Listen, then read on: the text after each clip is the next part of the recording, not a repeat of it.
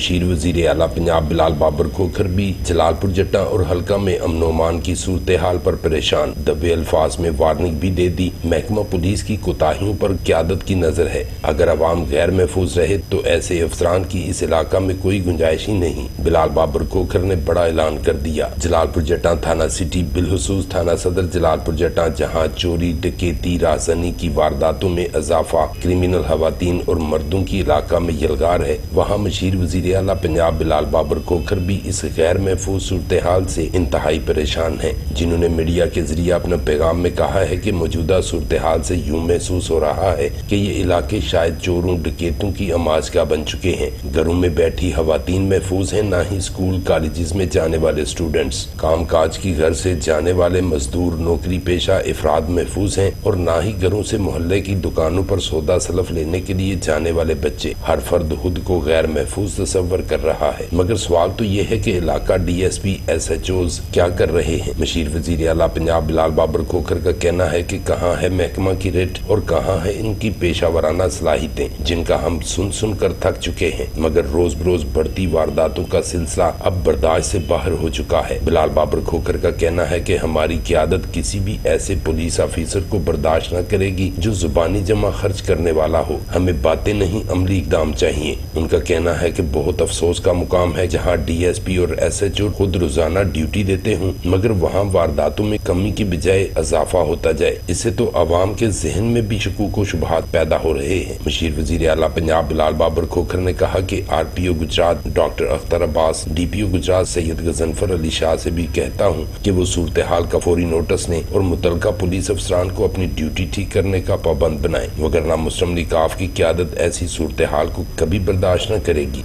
शाहिद भुट्टा, BB1 news, Jalalpur जट्टा।